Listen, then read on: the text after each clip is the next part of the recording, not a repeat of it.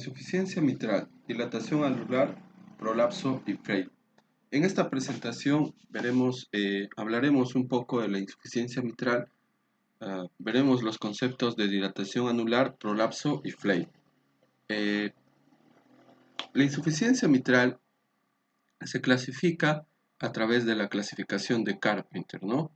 La clasificación de Carpenter en los tipos 1 y 2 habla, y en el 3A, habla de un daño primario a nivel de la valva, mientras que la clasificación 3B es un daño secundario en la valva, o es una insuficiencia mitral secundaria producida por un remodelamiento del ventrículo izquierdo. Entonces, en esta presentación hablaremos del tipo 1 y 2.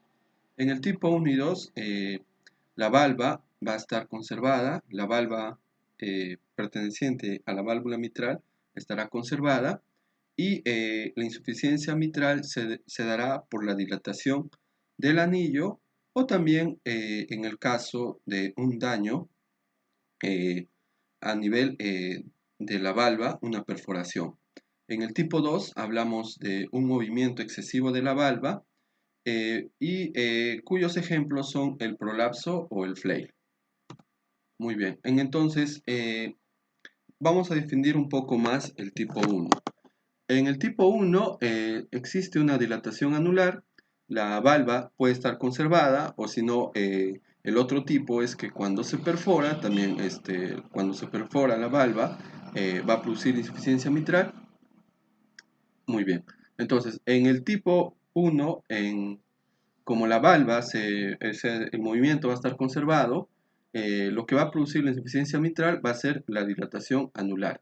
Y la dilatación anular se puede producir por una cardiomiopatía dilatada o una dilatación del atrio.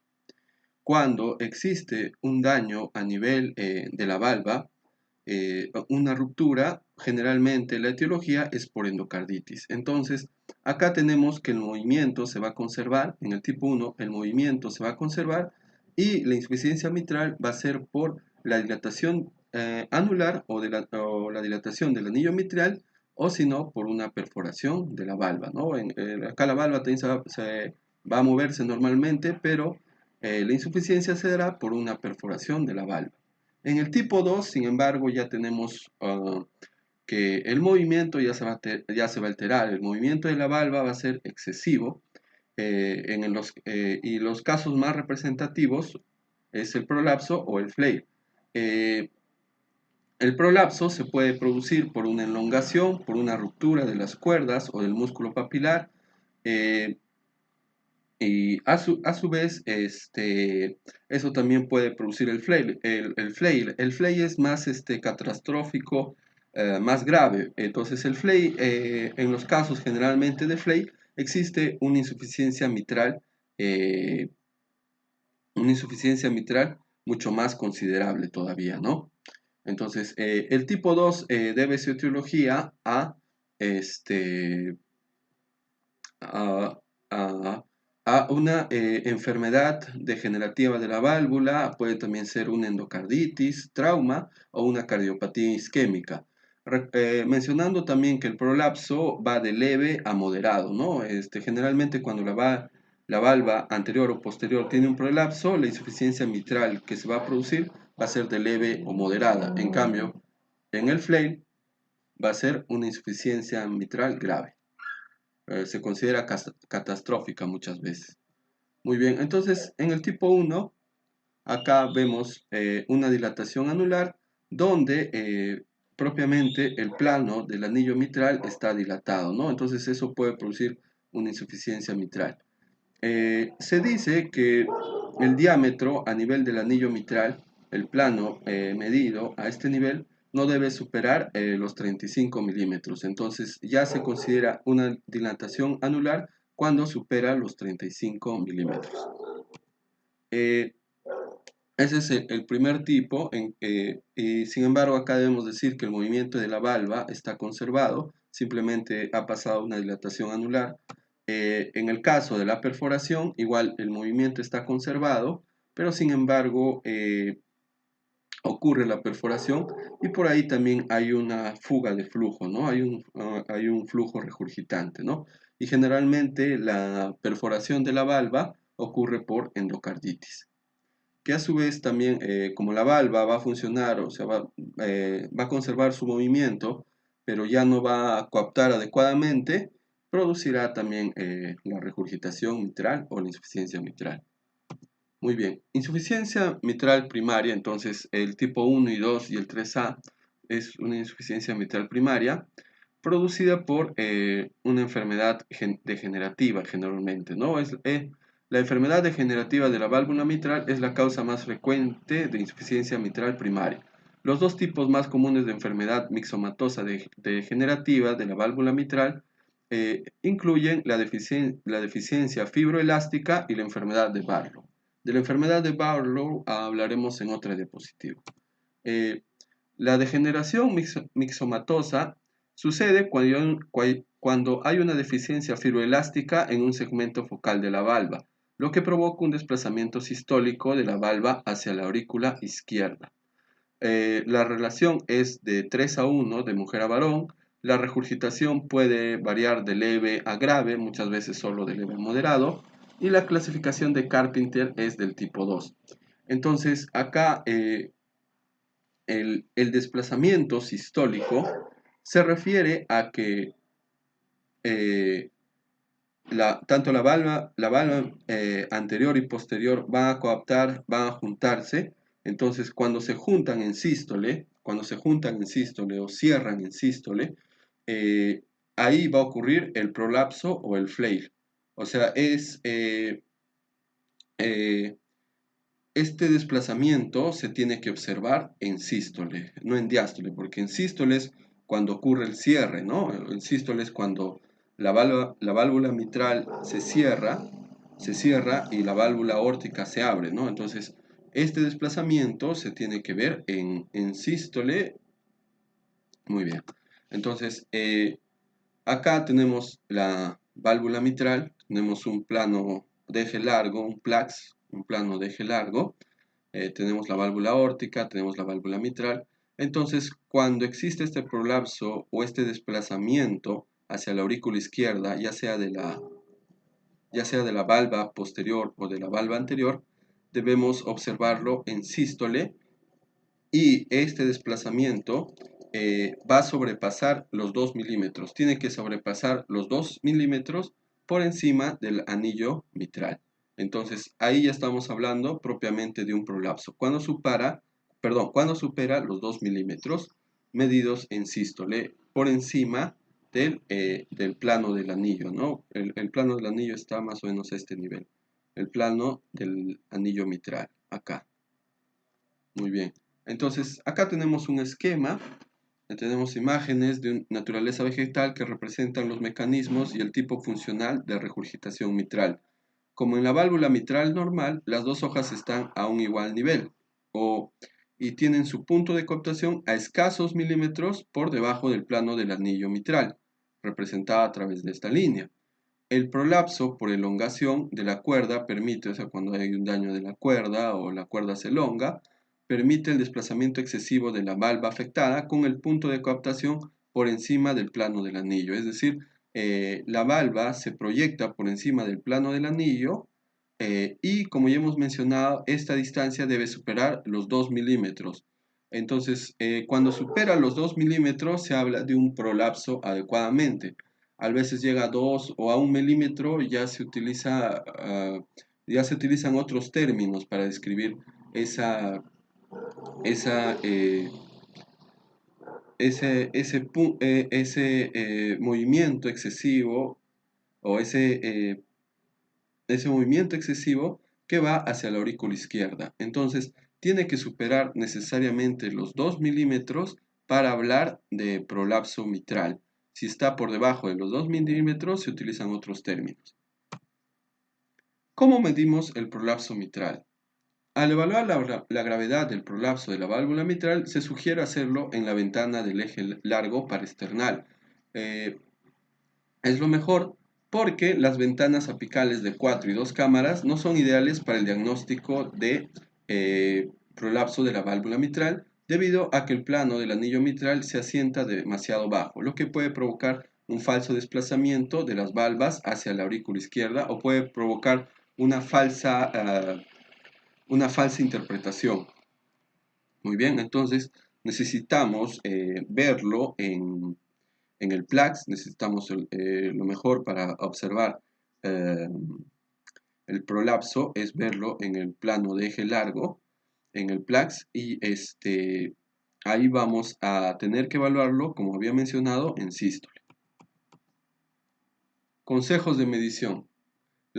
Utilizamos la ventana PLAX para su medición y la distancia del desplazamiento de la valva en sístole hasta el plano del anillo mitral debe superar los 2 milímetros para hablar de un prolapso presente, ¿no? Acá justo tenemos la sístole, ¿ve? Se ha juntado tanto la valva anterior, la valva posterior y hay una prolongación, hay un empuje en este caso de la valva posterior hacia la aurícula izquierda, ¿no? Entonces medimos esa prolongación que ha habido, trazamos nuestro plano del anillo mitral, trazamos el plano del anillo mitral y medimos este punto y si supera los 2 milímetros estamos hablando de un prolapso.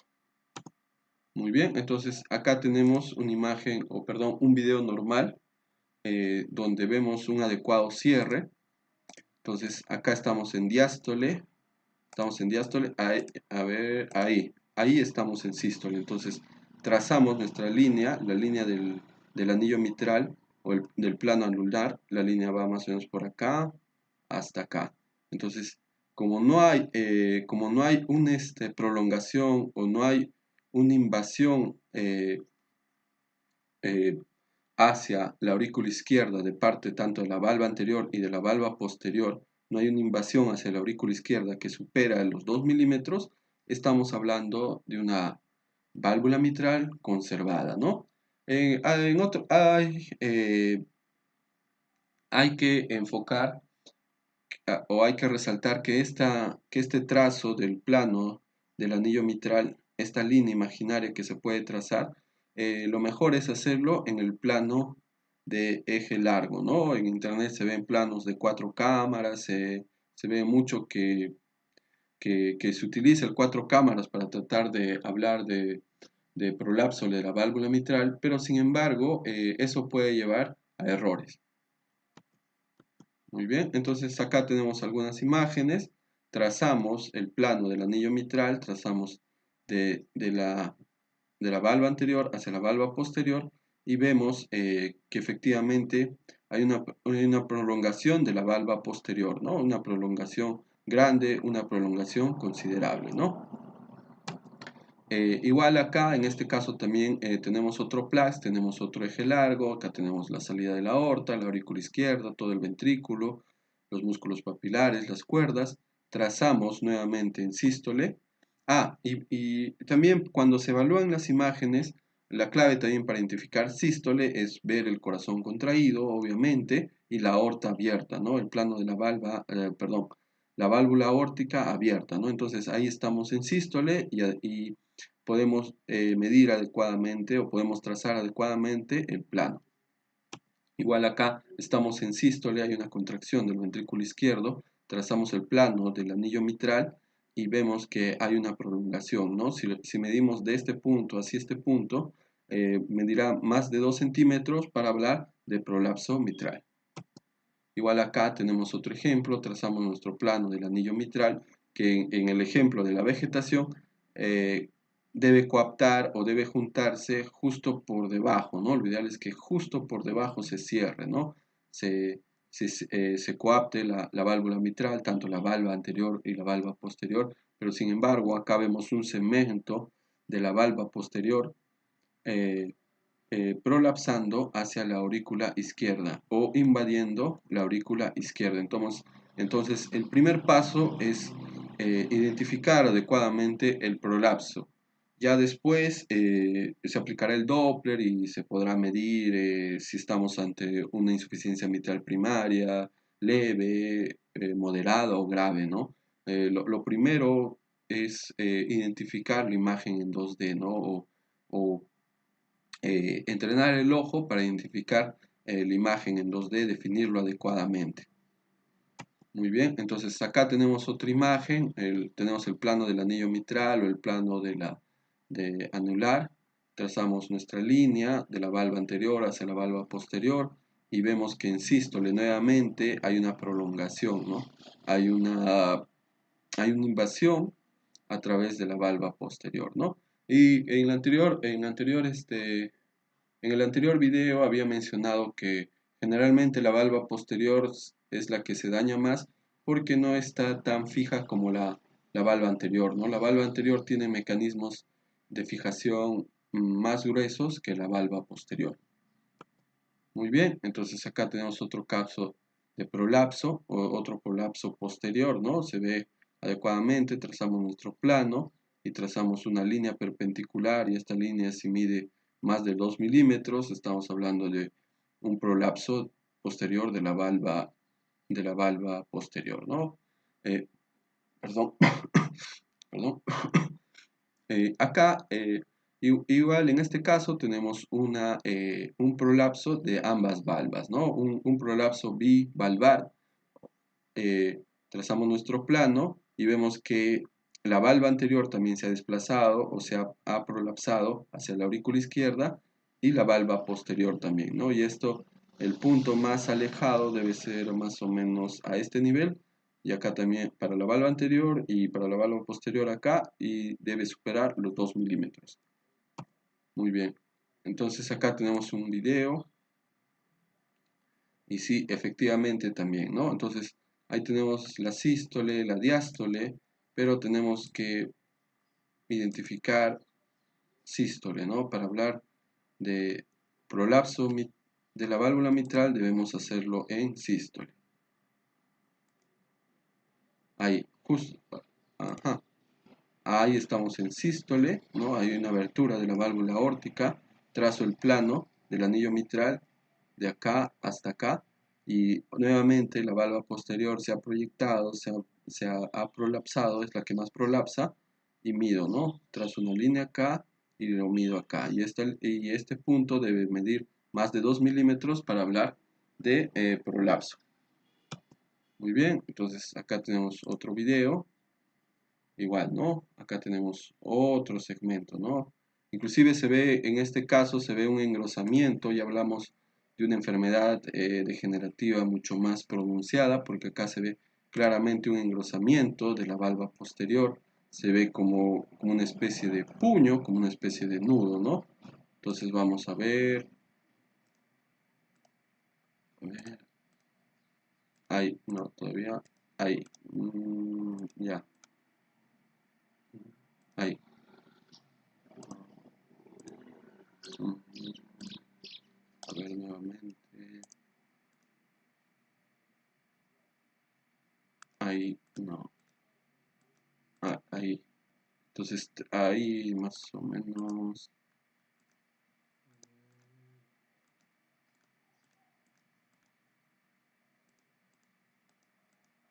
Ahí, ¿no? Ahí sí. Ahí, ¿no? Entonces, el plano del anillo lo trazamos de acá hasta ahí. En sístole, ¿no? Estoy buscando la sístole.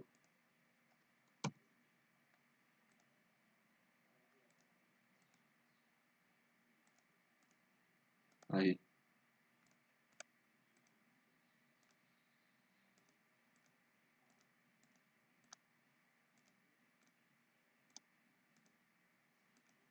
Ahí. Entonces, ahí está. No.